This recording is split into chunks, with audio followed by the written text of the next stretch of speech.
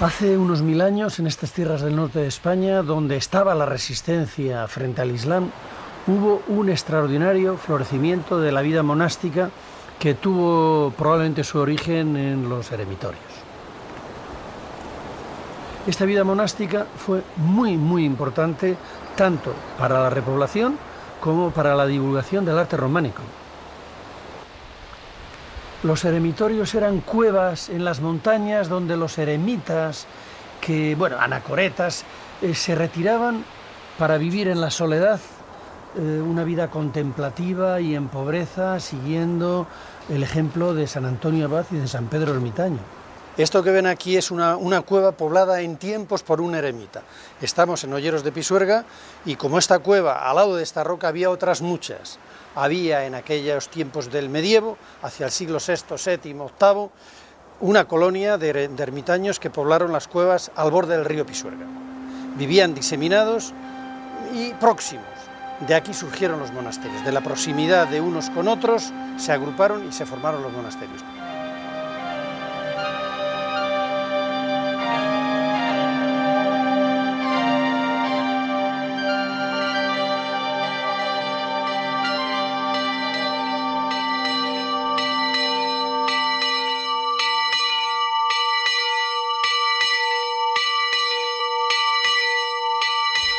No queda prácticamente nada y no sabemos cómo eran los primeros monasterios previos a la Edad Media. Lo que sí sabemos es que los eremitas, pues para poder orar en común, construían la iglesia, que era el lugar más confortable y más solemne, y era donde ellos celebraban el culto. Este es el caso, por ejemplo, de esta iglesia de Olleros que estamos viendo, donde consiguieron excavar un gran espacio dentro de la roca que les sirvió de iglesia.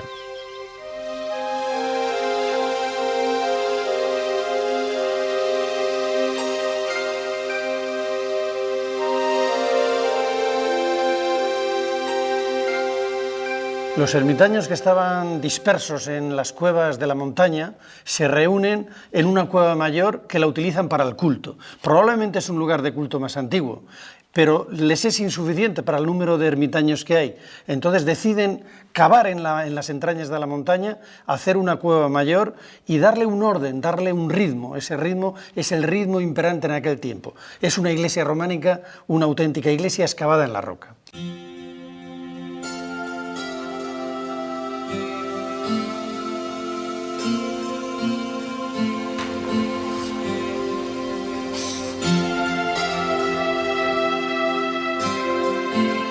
Aquí en Olleros está claro que había una comunidad que habitó de eremitas en el entorno de la iglesia.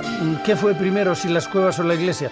Probablemente lo primero fueron pequeñas cuevas y posteriormente, aunando esfuerzos entre todos, hicieron esta iglesia excavada dentro de la roca. Por eso se la llama iglesia rupestre.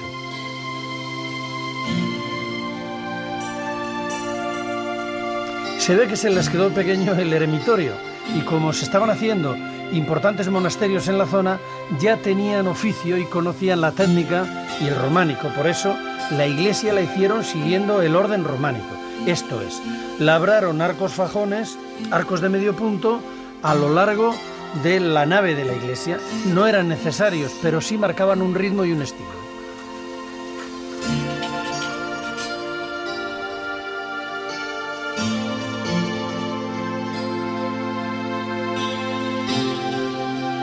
El esfuerzo que hicieron el conjunto de los monjes fue posible porque todos habían autoaceptado, se habían autoimpuesto disciplinadamente una norma o regla de vida en común. Esta regla es la base de la eficiencia.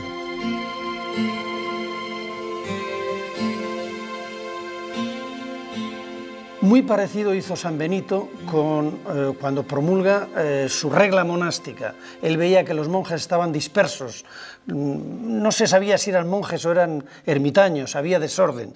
Dicta la orden, la regla benedictina, en la que regula la forma de vida de aquellos monjes anacoretas, les hace vivir en común, divide el día en una serie de horas y organiza las tareas y la vida de los monjes. La regla benedictina, los monasterios dan lugar a un movimiento cultural y económico de gran vastedad que ocupa todo el occidente cristiano y que en alguna medida lleva en sí los gérmenes de nuestra cultura, de nuestra civilización.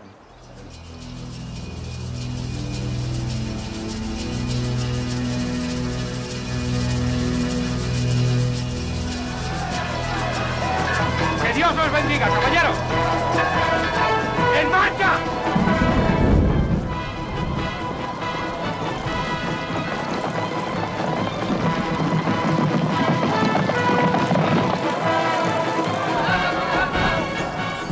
Con el inicio del siglo XI, en toda Castilla y León hubo un gran florecimiento del monacato.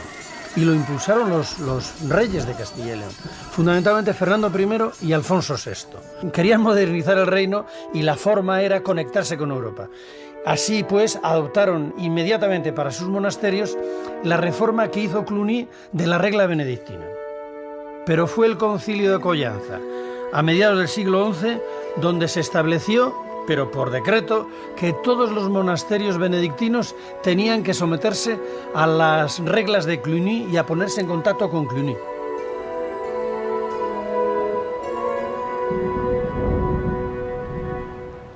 Los monasterios son de vital importancia para los reyes en la Reconquista, y lo son porque es una estructura de colonización de un territorio. Máxime los benedictinos, que vienen con un espíritu muy europeo. No en vano, Cluny es la primera multinacional de Occidente. Cientos de monasterios con la misma regla y con el mismo espíritu a lo largo del territorio, proporcionando a los reyes una logística de la que carecían.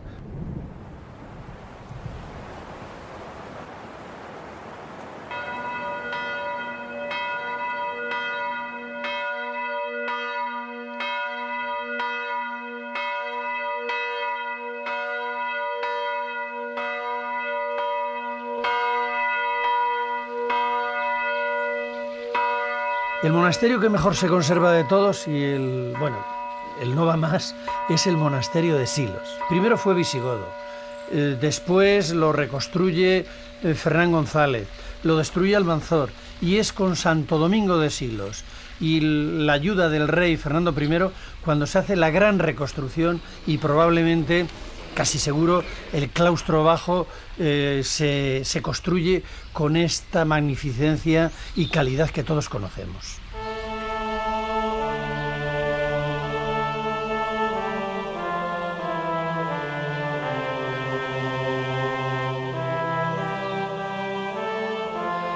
Desde su fundación está regido por monjes benedictinos. Al principio se opusieron bastante a la reforma de Cluny. Su abad más famoso y el que dio la gran expansión al monasterio fue Santo Domingo de Silos, que fue un genio de la época. No solamente fue un gran constructor, sino que hacía milagros y convirtió al monasterio de Silos en una gran referencia para toda la región.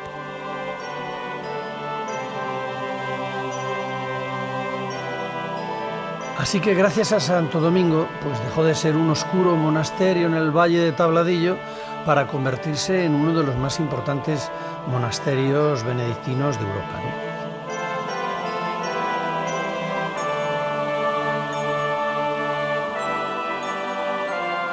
El abad Santo Domingo fue el gran impulsor del monasterio de Silos y el que sentó las bases de una enorme riqueza, influencia y poderío. La prueba es que, no contentos con el maravilloso claustro que habían hecho en el siglo precedente, a principios del siglo XIII levantan otro claustro sobre el anterior, y eso es excepcional en el románico.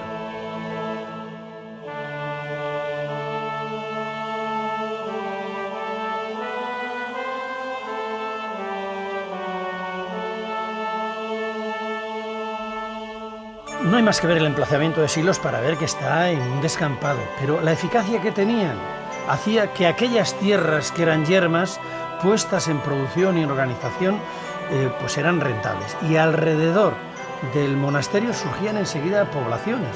Por ejemplo, el caso del pueblo de Silos o el de Huerta, alrededor del monasterio de Huerta.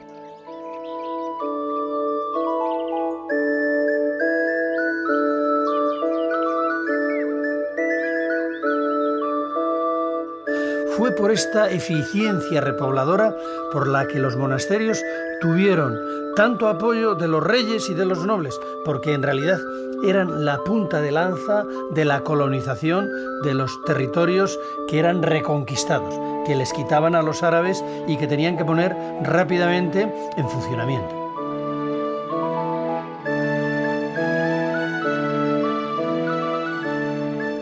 Por eso los monasterios reciben no solamente donaciones, sino también derechos. Derechos sobre las tierras, derechos sobre los molinos y, esta capacidad que tienen para desarrollar el territorio les dan un gran poder material. Y este poder material a los reyes muchas veces les sirve de contrapeso del poder que tienen los nobles. Estamos junto a la columna del poder. Esta columna es el rollo de justicia del monasterio de San Andrés de Royo. Aquí no se ha subido nunca ningún político, ni tampoco se subía ninguna madre abadesa. Sin embargo, era el ámbito donde se ejercía la justicia por la señora de Horca y Cuchillo, que era la abadesa de este monasterio. Ella tenía jurisdicción sobre un territorio muy amplio. Afortunadamente, por lo visto aquí no se ajusticiou a nadie, pero es el símbolo del poder sobre un territorio que tenían las abadesas, o los abades en su defecto en otros monasterios. Eran dueños y señores de un territorio.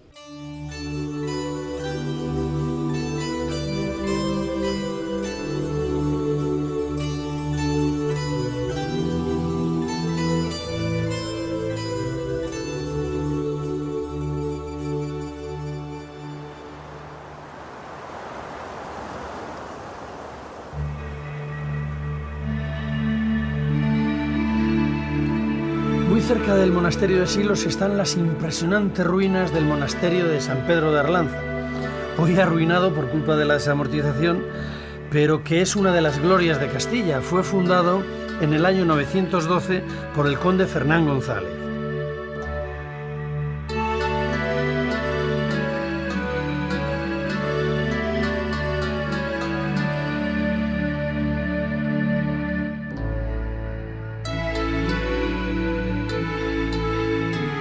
Como es habitual en los fundadores, mandaron enterrarse en el monasterio de San Pedro y allí tenían sus sepulcros el conde Fernán González y su esposa. Afortunadamente, con la desamortización, corrían peligro y se trasladaron para preservarlos a Covarrubias, en la Colegiata, donde reposan. Por cierto, muy cerca de la casa donde habitaron.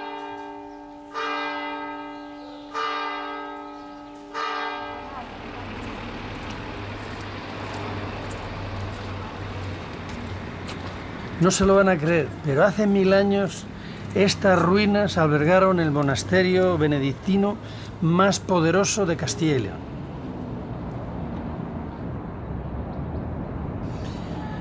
Sus dominios se extendían desde Toledo hasta el Cantábrico.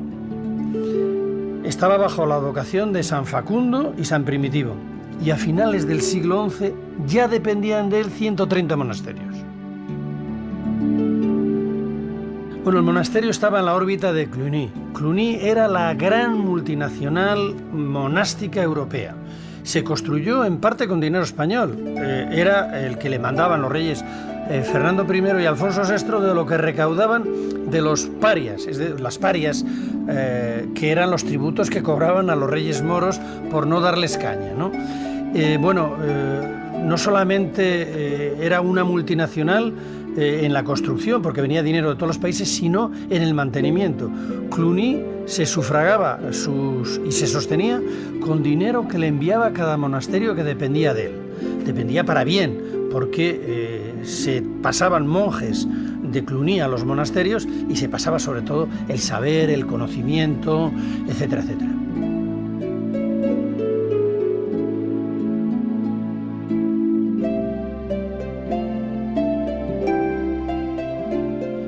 Estas pobres imágenes de las ruinas no pueden darles a ustedes una idea de lo magnífico, de lo espléndido que era este monasterio de Sagún. Pero la prueba de que era grandioso es que Alfonso VI lo eligió como lugar de enterramiento para él y para sus esposas.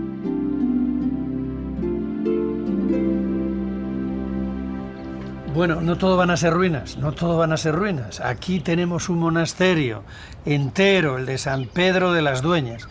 Y fíjense que era un pequeñito monasterio que dependía de Sahagún. De él a la vez dependían más de 50 pueblos de León, Valladolid y Palencia.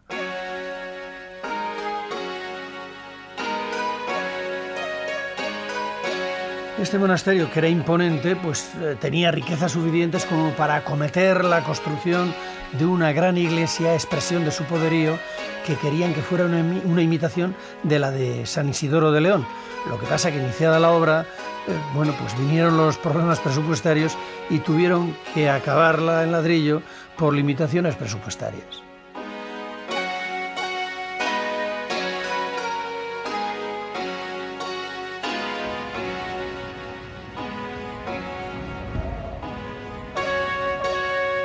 Aquí en Oña se levantó en el siglo XI el monasterio de San Salvador, que fue uno de los más importantes de Castilla y León. Dependieron de él 70 monasterios y 300 iglesias de la región. Y bueno, la leyenda de la fundación es fantástica porque atribuye a Sancho García, conde de Castilla, la erección del monasterio para hacerse perdonar el que mató a su madre, que a la vez le había querido envenenar a él porque ella quería casarse con un rey moro y desheredarle probablemente.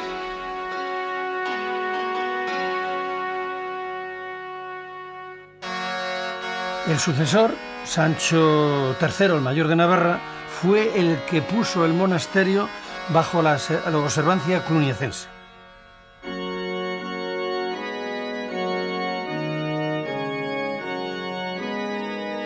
Como todos los monasterios importantes, pues fue panteón real en relación con los reyes de Castilla y Navarra. Están reyes de Castilla, el conde don Sancho, la esposa doña Urraca, el infante don García, el rey Sancho de Castilla y sobre todo el más importante, el rey Sancho el mayor de Navarra.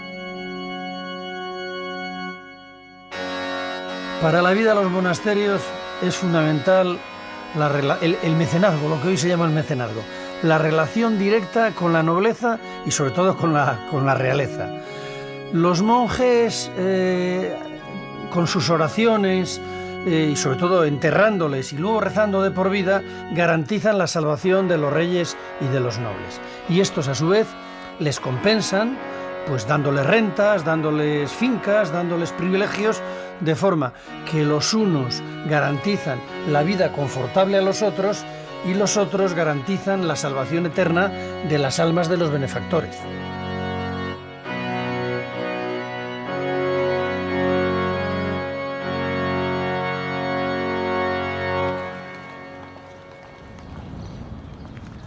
De los monasterios que dependían de Oña, uno de los que mejor se conservan es este de Santa María de Mave.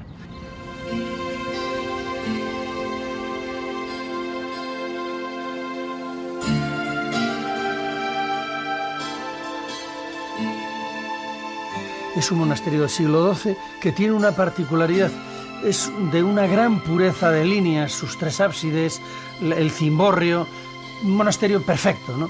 Y bueno, tiene una particularidad, que a pesar de ser monasterio benedictino, en los capiteles, en la labra, en el espíritu, tiene mucho del espíritu cisterciense.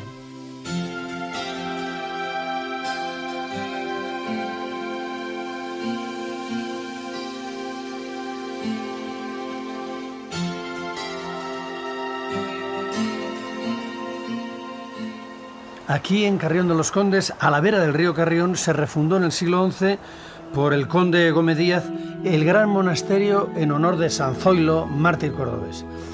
La verdad es que fue muy rico, y la prueba de que fue muy rico está en que cada generación de monjes hacía una transformación. El claustro románico se destruyó, hicieron un claustro gótico tardío, la iglesia románica dio paso a una gran iglesia renacentista que oculta todo el monasterio románico salvo la portada recientemente descubierta.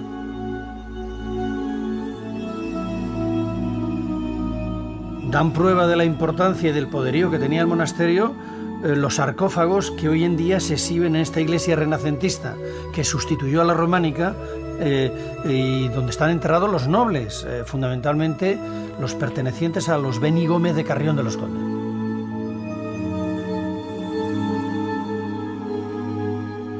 Enseguida, después de su fundación, se situó en la órbita de Cluny. En ese momento alcanzó un gran esplendor, de forma que fue prácticamente la cabecera de los monasterios benedictinos de toda España. Allí se celebraron 2 concilios y allí eran armados caballeros, reyes y nobles.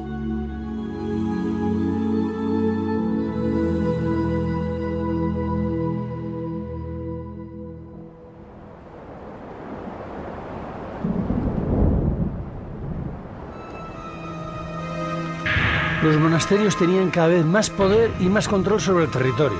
Esto provocaba el descontento de los campesinos. En concreto, en Sahagún se sublevaron por 2 veces, en el siglo XI y en el siglo XII, contra el poderosísimo monasterio de San Benito.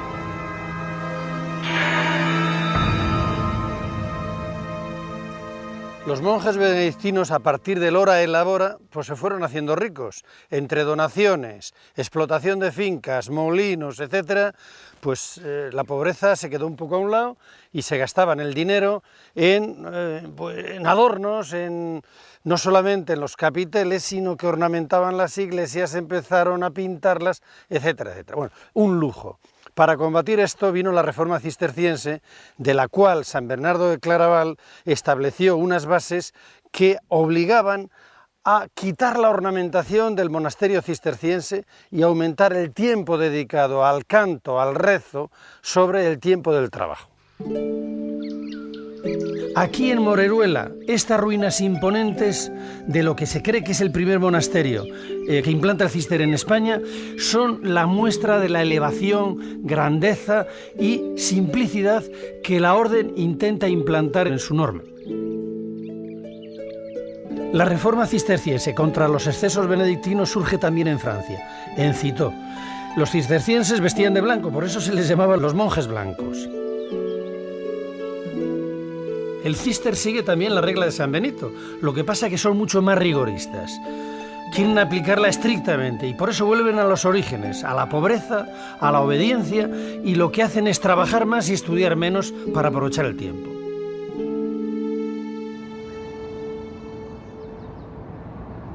La multinacional cisterciense funcionaba como una federación. Cada casa tenía su autonomía, pero luego se reunían todos los abades cada año para distribuir en común las cargas y los beneficios de toda la orden y para ayudarse mutuamente. El Cister contó enseguida con el apoyo de la realeza y de la nobleza. Hombre, los reyes, la monarquía, necesitaba lugares dignos para el recogimiento de las solteras y las viudas de la familia real, con criadas y todo, evidentemente.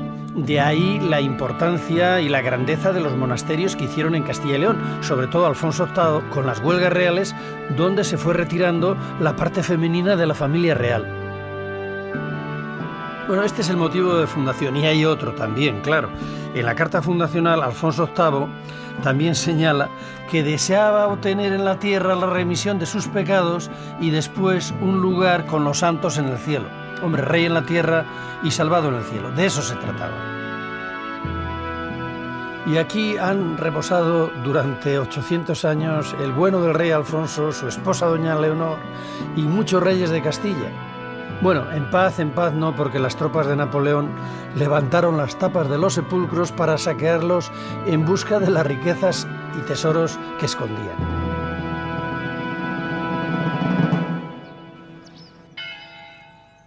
Los cistercienses, en su búsqueda de Dios y de la soledad para vivir la pureza de la regla, buscaron lugares muy apartados. Por ejemplo, este es el caso de Huerta, enclavada entre los reinos de Castilla y de Aragón. También se atribuye la fundación a Alfonso VIII.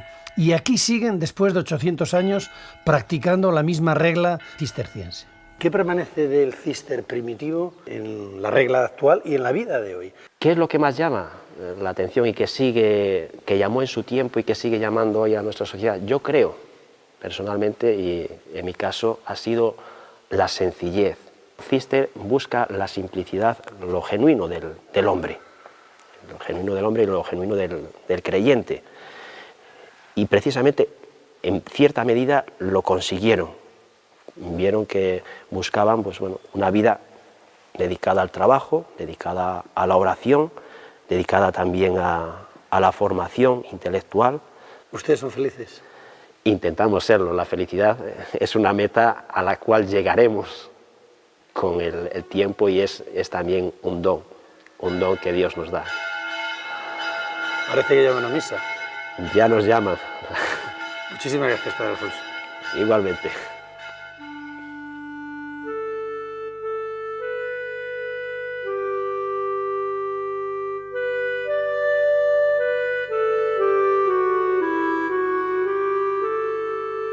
Esta soledad en que se emplazaban los monasterios imponía, frente a un cierto individualismo que tenían los benedictinos, una vida compacta, donde la regla se aplicaba muy estrictamente y esta primacía de la oración y de la vida espiritual y del trabajo, sobre todo los demás, les hacía vivir con una gran eficacia la regla.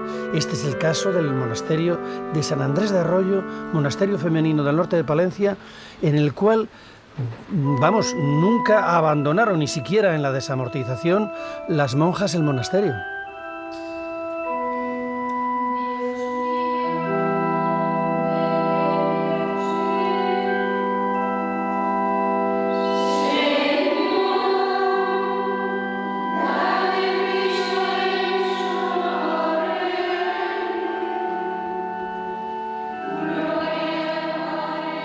Fundamental es el culto divino, el canto y el rezo en la iglesia. Eso es. ¿Siguen manteniendo las mismas horas Sí, de todo. maitines, Todo, laudes? y todas las horas, tercia, sexta, nona, todo, completas, vísperas, todo. Con los oficios divinos, Todos el los canto. oficios divinos.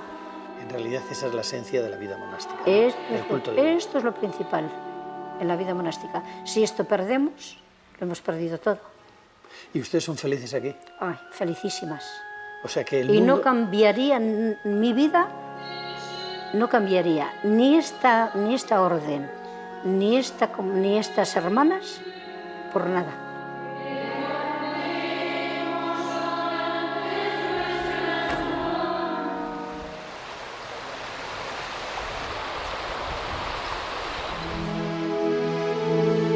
También aquí en Gradefes, en el monasterio de Santa María, una comunidad de monjitas mantiene vivo el monasterio y la tradición de los rezos durante las 7 horas de rezos al día.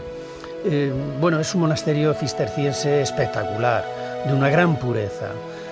Destaca sobre todo la girola, que, bueno, se llama girola porque es la que gira alrededor del altar central, de la capilla central.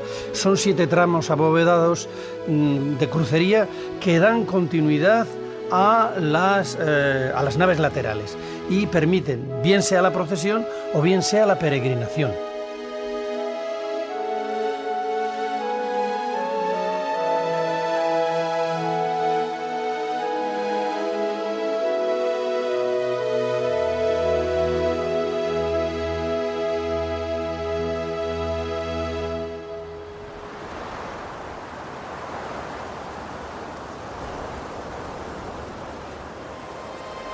Cuando un monasterio cisterciense había conseguido el éxito, mandaba a 12 monjes a imitación de Jesucristo con un abad o abadesa a fundar otro monasterio.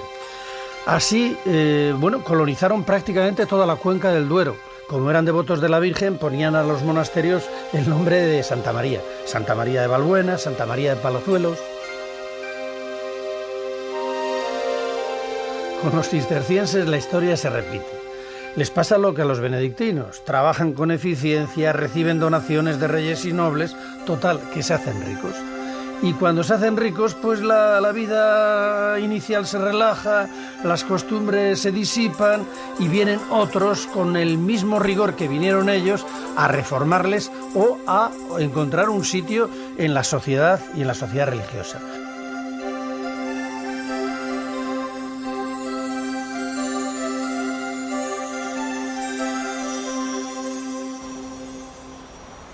No solo surgió el císter en Francia, también surgieron los premonstratenses o mostenses en el siglo XII. Estos seguían más bien la regla de San Agustín y eran canónigos regulares. Cantaban, pero vivían fuera del monasterio y se dedicaban a las parroquias. Este monasterio de Aguilar de Campo fue uno de los más importantes de los más de 30 que llegaron a tener en toda España. El fundador de la orden fue San Norberto, y los canónigos pues salían del monasterio, atendían las parroquias, es decir, se dedicaban a la evangelización del común de las gentes. No vivían en el monasterio encerrados como las otras órdenes, estaban más abiertos a la sociedad. Este es San Norberto, fundador de los premonstratenses. Es otro reformador como Bernardo. En vez de como aquel reformar a los benedictinos en un sentido más rigorista, él agrupa a los canónigos agustinos que vivían dispersos atendiendo a las parroquias. Les hace vivir una vida intermedia entre lo monacal y lo exterior. Mantiene los 3 votos y tiene una gran dedicación a la caridad, a la atención a las almas y a los peregrinos, los enfermos y los desvalidos. Su expansión en esta zona es a mediados finales del siglo XII. Lógicamente también buscan las tierras buenas del Duero, por eso se implantan en Retuerta. No tienen estilo propio, sino que huyen también un poco como los cistercienses de la ornamentación benedictina, copian a los cistercienses. Igual que hacen los cistercienses, pues colonizan tierras vírgenes, emprenden cultivos, montan molinos, todo un tinglao económico que desarrolla la zona.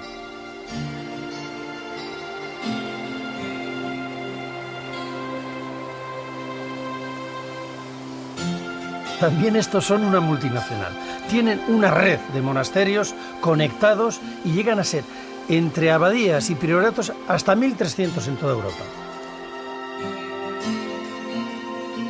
Con el tiempo, la orden se relajó y les pasó de nuevo lo que a los benedictinos. Y posteriormente a ellos vinieron otras órdenes puristas para sustituirles, para aplicar la regla con más rigor, los trapenses, o también para predicar, para abrirse a la sociedad, los dominicos, y también para dar ejemplo de pobreza, los franciscanos. Pero esto ocurrió ya después del románico, en los siglos XIII y XIV.